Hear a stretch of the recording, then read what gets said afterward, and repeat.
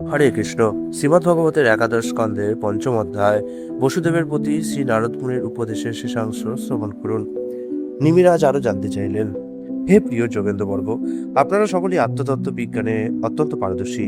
তাই যারা জীবনের অধিকাংশ সময় পরমেশ্বর ভগবান শ্রীহরির ভজনা করেনি, এবং যারা তাদের জাগতিক কামনা বাসনা তৃষ্ণা মেটাতে সক্ষম হয়নি, এবং যারা তাদের আত্মসংযম করতে শেখেনি, তাদের গতি কী হবে সেই বিষয়ে আমাকে কৃপা করে অবহিত করুন। শ্রী যমজ মুনি বললেন, পরমেশ্বর ভগবানের বিশ্বরূপের মাধ্যমে তার মুখ, হাত, উরু এবং পদযুগল থেকে প্রকৃতির বিভিন্ন গুণের সংমিশ্রণে সৃষ্ট ব্রাহ্মণ প্রমুখ বিভিন্ন সামাজিক চাতুর্বর্ণ ব্যবস্থা উদ্ভূত হয়েছিল। সেইভাবেই 4 প্রকার পারমার্থিক সমাজ চতুরাশ্রম ব্যবস্থাও প্রচলিত হয়েছিল। চাতুর্বর্ণ ও চতুরাশ্রমের কোনো মানুষ যদি তাদের সৃষ্টির মূল সত্তাস্বরূপ পরমেশ্বর ভগবানকে পূজা আরাধনা জানাতে ব্যর্থ হয়, কিংবা ইচ্ছাপূর্বক অবমাননা করে, তবে তার স্বীয় মতমর্যাদার অবস্থান থেকে পতন হয়ে নারকীয় জীবনযাপন করে। বহু লোক আছেন যারা পরমেশ্বর ভগবান শ্রীহরির সম্পর্কে আলোচনায় অংশগ্রহণ করতে পারেন না, এবং তাই শ্রী ভগবানের অক্ষয় কীর্তিগাথা উচ্চারণ তাদের পক্ষে দুঃসাধ্য হয়। সেই ধরনের নারী, শূদ্র এবং অন্যান্য পতিতজনের সর্বদাই আপনার মতো মহানুভব ব্যক্তিদের কৃপা অভিলাষী হয়ে থাকে। অন্যদিকে ব্রাহ্মণেরা, রাজন্যবর্গ এবং বৈশ্যগণ বৈদিক দীক্ষা অনুষ্ঠানের মাধ্যমে দ্বিজত্ব গ্রহণের পরেও পরমেশ্বর ভগবান শ্রীহরির চরণ কমলে আশ্রয় গ্রহণের জন্য উদ্যোগী হতে পারলেও বিভ্রান্ত হয়ে নানা প্রকার জড়জাগতিক দর্শনাদির পন্থা অবলম্বন করতে পারে। ফলাশ্রয়ী কাজকর্মের বিষয়ে অনভিজ্ঞ এই ধরনের গর্বোদ্ধত মূর্খ লোকেরা বেদ সম্ভারের মধুময় বাক্যে উজ্জীবিত হয়ে নিজেদের মহাপণ্ডিত মনে করে আত্মম্ভরিতা দেখায়, এবং দেবতাদের প্রীতি সাধনের উদ্দেশ্যে চাটুকরি প্রার্থনাদি নিবেদন করে থাকে। রজগুণের প্রভাবে বৈদিক শাস্ত্রে জড়জাগতিক অনুসারীদের মধ্যে উগ্র মানসিকতা জাগে, এবং তারা অত্যন্ত কামপ্রবণ হয়ে থাকে। তাদের ক্রোধ সাপের মতো উগ্র হয়। প্রবঞ্চক, অহংকারী এবং পাপাচারী এইসব মানুষেরা ভগবান শ্রী অচ্যুতের প্রিয় ভক্তদের পরিহাস করে থাকে। বৈদিক যাগযজ্ঞাদি জড়জাগতিক অনুসরণকারীরা শ্রী ভগবানের উপাসনা বর্জন করে তার পরিবর্তে প্রকৃতপক্ষে বাস্তব জীবনে তাদের স্ত্রীদেরই ভজনা করতে থাকে, এবং তার ফলে তাদের গৃহজীবন একেবারেই মৈথুন আসক্তিময় হয়ে উঠতে দেখা যায়। এই ধরনের জড়জাগতিক গৃহস্থ পরিবারবর্গ পরস্পরকে একই রকমের অবিন্যস্ত জীবনধারায় অভ্যস্ত হতে পড়াশোনা দিয়ে থাকে। যাগযজ্ঞের অনুষ্ঠানাদি সবই দৈহিক প্রতিপালনের জন্যই একান্ত প্রয়োজনীয় ক্রিয়াকর্ম মনে করার ফলে ওই সব গৃহস্থেরা এমন ধরনের অবৈধ উৎসব অনুষ্ঠানাদি পালন করতে থাকে, যেখানে ব্রাহ্মণদের এবং অন্যান্য সম্মানিত ব্যক্তিদের মধ্যে খাদ্য কিংবা দান বিতরণের কোনো ব্যবস্থাই থাকে না। তার পরিবর্তে তারা নিষ্ঠুরভাবে ছাগ ইত্যাদি নিরীহ পশু হত্যা করে থাকে, এবং তাদের সেই ধরনের কাজকর্মের বিষময় প্রতিফলনের কথা কোনোভাবেই তারা বুঝতে পারে না। বিপুল সম্পদ, ঐশ্বর্য, পারিবারিক আভিজাত্য, শিক্ষা দীক্ষা, ত্যাগ, রূপ সৌন্দর্য, দেহবল এবং বৈদিক ক্রিয়াকর্মে সফল সার্থক অনুষ্ঠানাদির মাধ্যমে মিথ্যা অহমিকায় খলচরিত্রের মানুষদের বুদ্ধি লোপ পায়। এইরকম বৃথা গর্ববোধের ফলে খলবুদ্ধি সম্পন্ন লোকেরা পরমেশ্বর ভগবান এবং তার ভক্তমণ্ডলীর নিন্দা বন্ধ করতে থাকে। পরমেশ্বর ভগবান প্রত্যেক দেহধারী জীবের অন্তরে নিত্য বিরাজমান থাকেন। তা সত্ত্বেও ভগবান পৃথকভাবেও বিরাজ করেন। ঠিক যেমন আকাশ সর্বব্যাপ্ত হয়ে থাকলেও কোনো বিশেষ জড়বস্তুর সঙ্গে একেবারে মিশে যায় না, এইভাবেই শ্রী ভগবান পরম আরাধ্য এবং সব কিছুরই পরম নিয়ন্তা। বৈদিক শাস্ত্র সম্ভারে তাকে বিশদভাবে গুণান্বিত করা হয়েছে, কিন্তু যারা বুদ্ধিভ্রষ্ট তারা শ্রী ভগবান সম্পর্কিত ওই সব গুণাবলী শুনতেই চায় না। তাদের নিজেদের মানসিক কল্পনা প্রসূত আলোচনার প্রসঙ্গাদি যা অবধারিতভাবেই মৈথুনাচার এবং আমিষাহারের মতো স্থূল জড়জাগতিক ইন্দ্রিয় পরিতৃপ্তি সংক্রান্ত কথাবার্তা, সেইগুলি নিয়েই তাদের সময়ের অপব্যয় করা তারা পছন্দ করে। এই জড়জাগতিক পৃথিবীতে বদ্ধজীব সর্বদাই মৈথুন অভ্যাস, আমিষাহার এবং নেশাভাং বিষয়ে প্রবণতা লাভ করে থাকে। অতএব ধর্মশাস্ত্রটিতে কখনোই বস্তুত ওই ধরনের ক্রিয়াকলাপের উৎসাহ দেওয়া হয় না। যদিও শাস্ত্রীয় অনুশাসনাদি দ্বারা পবিত্র বিবাহ রীতির মাধ্যমে মৈথুনাচারের সুযোগ, যজ্ঞাহুতির মাধ্যমে নিবেদিত পশু মাংসের আহারের রীতি এবং যজ্ঞ শেষে স্বাস্থ্যসম্মত সোমরস পানের রীতি অনুমোদিত হয়েছে, তবে ওই সকল অনুষ্ঠানাদি কোনো মতে নিরাসক্ত বৈরাগ্য সাধনের চরম উদ্দেশ্য সাধক সহায়ক রূপে অনুমোদিত হয় না। যে ব্যক্তি ধর্ম হতে বিজ্ঞান ও মোক্ষ সাধক জ্ঞানকে উৎপন্ন হতে দেখেছে, তাদৃশ ধর্মকৃত্য সম্পাদন উপযোগী ধনকে যারা কেবলমাত্র আত্মেন্দ্রিয় তৃপ্তি সাধনের জন্য ব্যবহার করে, তারা দুরন্ত বীর্য মৃত্যুর কথা চিন্তা করে না। বৈদিক অনুশাসন অনুসারে যখন যজ্ঞ অনুষ্ঠানের উৎসবাদিতে সুরা নিবেদন করা হয়, তার যজ্ঞের পরে ঘ্রাণের মাধ্যমে আস্বাদন করতে হয়, পান করা হয় না। সেভাবেই পশুকে আহুতি স্বরূপ নিবেদন করার বিধান দেওয়া হয়েছে, কিন্তু নির্বিচারে ব্যাপকভাবে প্রাণী হত্যার কোনো ব্যবস্থাই নেই। ধর্মাচরণের মাধ্যমে মৈথুন জীবনযাপনেরও অনুমতি দেওয়া হয়েছে, কিন্তু তা শুধুমাত্র বিবাহ ব্যবস্থার মাধ্যমে সন্তানাদির লাভেরই জন্য এবং দৈহিক সুখতৃপ্তি উপভোগের জন্য অনুমোদিত হয়নি। দুর্ভাগ্যবশত অবশ্য স্বল্পবুদ্ধি সম্পন্ন জড়বায়িতা বুঝতে পারে না যে শুদ্ধভাবে পারমার্থিক স্তরেই তাদের জীবনধারা পরিচালনা করা উচিত। সেই সমস্ত পাপচারী মানুষ যথার্থ ধর্মনীতি বিষয়ে অজ্ঞ হলেও নিজেদের সম্পূর্ণ ধার্মিক মনে করে। তাই নির্বিচারে ওইসব নিরীহ পশু যারা তাদের ওপরে পূর্ণ বিশ্বাস নিয়ে থাকে, তাদের ওপর হিংসাত্মক আচরণ করে থাকে। তাদের পরজন্মে এই সমস্ত পাপচারী মানুষগুলিকেই এই পশুগুলি আবার হত্যা করে ভক্ষণ করে থাকে। বদ্ধ জীবগণ সুদৃঢ় স্নেহবন্ধনে তাদের নিজেদেরই মৃতদেহবৎ জড় শরীরটির সাথে এবং তাদের আত্মীয় স্বজন ও পরিবারবর্গের সাথে আবদ্ধ হয়ে থাকে। এই ধরনের মহানন্দময় এবং বুদ্ধিভ্রষ্ট অবস্থায় বদ্ধ জীবগণ অন্য সকল জীব, এমনকি সকল জীবের অন্তর্যামী পরমেশ্বর ভগবান শ্রীহরির প্রতিও ঈর্ষান্বিত হয়ে ওঠে। তার ফলে ঈর্ষাবশে সকলকে মনোকষ্ট দেওয়ার ফলে বদ্ধ জীবগণ ক্রমশই নরকে অধঃপতিত হতে থাকে। যারা পরম তত্ত্বজ্ঞান অর্জনে সক্ষম হয়নি, অথচ সম্পূর্ণ অজ্ঞানতার অন্ধকার অতিক্রম করেছে, তারা সাধারণত ধর্ম, অর্থ ও কাম নামে অভিহিত পূর্ণ পবিত্র জড়জাগতিক জীবনযাপনের ত্রিবিধ মার্গ অনুসরণ করে থাকে। অন্য কোনো প্রকার উচ্চ পর্যায়ের উদ্দেশ্য সাধনে ভাবনা চিন্তা করার মতো তারা সময় পায় না বলেই আপনার আত্মার শুদ্ধতা হরণকারী তারা জীব হয়ে যায়। আত্মহননকারী জীব কখনোই সুখী হয় না, কারণ তারা মনে করে যে জড়জাগতিক জীবনধারা প্রসারিত করার উদ্দেশ্যেই মূলত মানুষের বুদ্ধি কাজে লাগাতে হয়। তাই যথার্থ চিন্ময় পারমার্থিক কর্তব্যগুলিকে অবহেলা করে তারা সর্বদা দুঃখ ভোগ করতেই থাকে। বিপুল আশা এবং স্বপ্নে তারা পরিপূর্ণ থাকে, কিন্তু দুর্ভাগ্যবশত নিয়তই এই সব কিছুরই কালের দুর্দমনীয় পদক্ষেপে ধ্বংস হয়ে যায়। শ্রী ভগবানের মায়া শক্তি প্রভাবান্বিত হয়ে যারা পরমেশ্বর ভগবান বাসুদেবের প্রতি বিমুখ হয়ে রয়েছে, তারা পরিণামে বাধ্য হয় তাদের ঘরবাড়ি, সন্তানাদি, বন্ধুবান্ধব, স্ত্রী, প্রেমিক বলতে যা কিছু বোঝায় ইত্যাদি পরমেশ্বর ভগবানের মায়া শক্তির মাধ্যমে সৃষ্ট সব কিছুকেই পরিত্যাগ করতে এবং বিশ্বব্রহ্মাণ্ডের গভীর তমসময় প্রদেশে তারা ইচ্ছার বিরুদ্ধেই প্রবিষ্ট হয়ে থাকে। নিমিরাজ প্রশ্ন করলেন, বিভিন্ন যুগের প্রত্যেকটিতে পরমেশ্বর ভগবান কি কি বর্ণে এবং কোন কোন রূপ নিয়ে আবির্ভূত হন এবং কি কি নামে ও কি কি ধরনের বিধি নিয়মাদি সহকারে মানব সমাজে শ্রী ভগবান পূজিত হন? শিকড় ভাজন উত্তর দিলেন, সত্য, তেতা, দাপর এবং কলি, এই প্রত্যেক যুগে ভগবান শ্রীকেশব নানা বর্ণে, নামে এবং আকারে আবির্ভূত হন এবং সেইভাবে বিবিধ প্রক্রিয়ায় আরাধ্য হয়ে থাকেন। সত্যযুগে ভগবান শ্বেতবর্ণ ও চতুর্ভুজ রূপে জটাধারী বলকল পরিহিত হন। তিনি কৃষ্ণ হরিণের চর্ম, পবিত্র উপবীত, জপমালা, দণ্ড ও ব্রহ্মচারীর কমণ্ডলু বহন করেন। সত্যযুগে মানুষ শান্ত প্রকৃতি সম্পন্ন, ঈর্ষাবর্জিত, সর্বজীবে মৃত্যুভাবাপন্ন এবং সর্ববিষয়ে সুস্থির থাকে। শুদ্ধ তপস্যা এবং বহিরান্দ্রিয়াদি ও অন্তরিন্দ্রিয়াদি সংযমের মাধ্যমে পরমেশ্বর ভগবানের আরাধনা করেন। শ্রী ভগবান সত্যযুগে হংস, সুপর্ণ, বৈকুণ্ঠ, ধর্ম, যোগেশ্বর, অমল, ঈশ্বর, পুরুষ, অব্যক্ত এবং পরমাত্মা নামে মহিমান্বিত হন। ত্রেতা যুগে শ্রী ভগবান রক্ত দেহবর্ণে আবির্ভূত হন। তার চতুর্ভুজ, স্বর্ণবর্ণ, কেশরাজি ইত্যাদি থাকে এবং তিনটি বেদশাস্ত্রের প্রত্যেকটিতে দীক্ষিত হওয়ার লক্ষণ স্বরূপ তিনটি মেখলা পরিধান করেন। যজ্ঞাদি অনুষ্ঠানের মাধ্যমে জ্ঞানের উপাসনা সম্বলিত ঋক, সাম, যজু বেদ ইত্যাদিগুলির প্রতিস্বরূপ যজ্ঞ উপকরণাদি রূপে ধ্রুব এবং অন্যান্য সামগ্রী তিনি ধারণ করে থাকেন।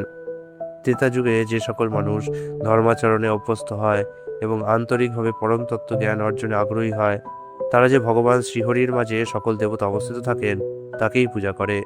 তিনটি বেদ শাস্ত্রের মাধ্যমে নির্দেশিত যজ্ঞ ক্রিয়াদি অনুষ্ঠানে তারা শ্রী ভগবানের আরাধনা করা হয়ে থাকে। ত্রেতা যুগে শ্রী ভগবানকে বিষ্ণু, যজ্ঞ, কৃষ্ণগর্ভ, সর্বদেব, উরুক্রম, বিশাখপি, জয়ন্ত এবং উরুগায় নামে নন্দিত হয়ে থাকেন। দাপর যুগে পরমেশ্বর ভগবান পীত বস্ত্র পরিধান করে শ্যামবর্ণে অবতরণ করেন এই অবতারণে ভগবান দেহ, শিবৎস এবং অন্যান্য বৈশিষ্ট্যমূলক অলঙ্কার দ্বারা চিহ্নিত হয়ে থাকে এবং তিনি তার নিজস্ব অস্ত্রসমূহের প্রকাশ ঘটান। হে রাজন, পরম ভোক্তা পরমেশ্বর ভগবানকে দাপর যুগে যে সকল মানুষ অবগত হতে অভিলাষী হতেন, তারা বৈদিক শাস্ত্রাদি এবং তন্ত্রমন্ত্রাদি উভয়ের বিধানাদি অনুসরণে পরমেশ্বর ভোক্তার পরম মর্যাদায় মহারাজকে সম্মান জানিয়ে পূজা করে থাকেন। হে পরমেশ্বর ভগবান শ্রী বাসুদেব, আপনাকে প্রণতি জানাই এবং আপনার অভিপ্রকাশ রূপ শ্রী শঙ্কর্ষণ, শ্রী প্রদ্যুম্ন এবং শ্রী অনিরুদ্ধের উদ্দেশ্যে প্রণাম জানাই। হে পরম পুরুষোত্তম শ্রী ভগবান, আপনার উদ্দেশ্যে সর্বপ্রকারে প্রণতি জানাই। হে শ্রী নারায়ণ ঋষি, হে বিশ্বব্রহ্মাণ্ডের স্রষ্টা, হে পরম পুরুষোত্তম, হে বিশ্বব্রহ্মাণ্ডের প্রভু এবং যথার্থ বিশ্বরূপ বিশ্বেশ্বর, হে সর্বভূতাত্মা, আপনাকে সর্বপ্রকারে নমস্কার জানাই। হে রাজন, এইভাবে দাপর যুগের মানুষেরা বিশ্বব্রহ্মাণ্ডের অধিপতির বন্দনা করতেন। কলিযুগেও মানুষ দিব্য শাস্ত্রাদির বিবিধ বিধি নিয়মাদি অনুসরণের মাধ্যমে পরমেশ্বর ভগবানের আরাধনা করে থাকেন। এখন কৃপা করে আমার কাছে এই বিষয়ে শ্রবণ করুন। কলিযুগে যেসব বুদ্ধিমান মানুষেরা ভগবত আরাধনার উদ্দেশ্যে সংকীর্তন যজ্ঞানুষ্ঠান করেন, তারা অবিরাম শ্রীকৃষ্ণের নাম গানের মাধ্যমে ভগবত অবতারের আরাধনা করে থাকেন। যদিও তার দেহ কৃষ্ণবর্ণ নয়, তা হলেও তিনি স্বয়ং শ্রীকৃষ্ণ। তার সঙ্গে পার্শ্বদ রূপে রয়েছেন তার অন্তরঙ্গ সঙ্গীরা, সেবকগণ, অস্ত্র এবং সহযোগী বৃন্দ। হে প্রভু, আপনি মহাপুরুষ, পরম পুরুষোত্তম শ্রী ভগবান এবং ধ্যানমগ্ন হওয়ার একমাত্র নিত্য বিষয়রূপে আপনার শ্রীচরণ আমি বন্দনা করি। এই চরণ দুখানি জনজাগতিক জীবনের বিভ্রান্তিকর পরিস্থিতির অবসান ঘটায় এবং জীবাত্মার সর্বোচ্চ বাসনা শুদ্ধ ভগবত ভক্তির অভিলাষ পূরণ করে। হে প্রিয় প্রভু, আপনার শ্রীচরণ কমল সকল তীর্থ এবং ভগবত ভক্তির সকল তীর্থকেন্দ্র ও সকল মহাপুরুষবর্গের ভক্তি সেবার আশ্রয় প্রদান করে এবং দেবাদিদেব শিব ও ব্রহ্মার মতো শক্তিমান দেবতাদেরও শ্রদ্ধা আকর্ষণ করে থাকে। হে প্রভু, আপনি এমনই কৃপাময় যে যে সকল মানুষ শ্রদ্ধা ভরে আপনার কাছে প্রণত হয়, তাদের সকলকে আপনি সানন্দে সুরক্ষিত রাখেন এবং আপনার সেবকদের সকল দুঃখ দুর্দশা আপনি প্রশমন করে থাকেন। পরিশেষে হে প্রভু, জন্ম মৃত্যুর ভবসাগর পাড়ি দিতে হলে আপনার শ্রীচরণ কমলই যথার্থ তরণী স্বরূপ। তাই দেবাদিদেব শিব এবং ব্রহ্মাও আপনার শ্রীচরণ কমলের আশ্রয় অভিলাষ করে থাকেন। হে মহাপুরুষ, আপনার শ্রীচরণারবিন্দ আমি বন্দনা করি। যে রাজ্যলক্ষ্মীর সঙ্গ এবং তার সকল ঐশ্বর্য ত্যাগ করা অতীব কঠিন কাজ এবং দেবতাগণও যা অর্জন করতে আগ্রহী, আপনি সেই সকলই বর্জন করেছেন। ধর্মপথের একনিষ্ঠ অনুসারী হয়ে আপনি তাই ব্রাহ্মণের অভিশাপ অনুসারে বনগমন করেছেন। একান্ত কৃপাবশে আপনি মায়ামিগ সম অধঃপতিত বদ্ধ জীবগণের অনুধাবন করে চলেছেন এবং সেই সঙ্গে আপনার ঈপ্সিত লক্ষ্য ভগবান শ্রী শ্যামসুন্দরের অনুসন্ধানে নিয়োজিত রয়েছেন। এইভাবেই হে রাজা, পরমেশ্বর ভগবান শ্রীহরি জীবনের সকল আকাঙ্ক্ষিত কল্যাণ প্রদাতা। বিভিন্ন যুগে শ্রী ভগবান যে সকল বিশেষ রূপ এবং নামের আধারে প্রকাশিত হন, বুদ্ধিমান মানুষেরা তার আরাধনা করে থাকেন। যথার্থ জ্ঞানবান উন্নত শ্রেণীর মানুষেরা এই কলিযুগের যথার্থ মূল্য উপলব্ধি করতে সক্ষম হন।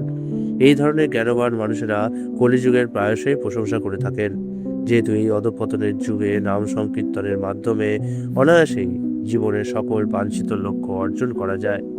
অবশ্যই এই জড়জগতে সর্বত্র ভ্রাম্যমান থাকতে বদ্ধ জীব তাদের পক্ষে পরমেশ্বর ভগবানের সংকীর্তন আন্দোলনের মাধ্যমে নিজের পরম শান্তি লাভ এবং জন্ম মৃত্যুর আবর্ত থেকে মুক্তি লাভ করতে পারার চেয়ে অধিকতর লাভের সম্ভাবনা নেই।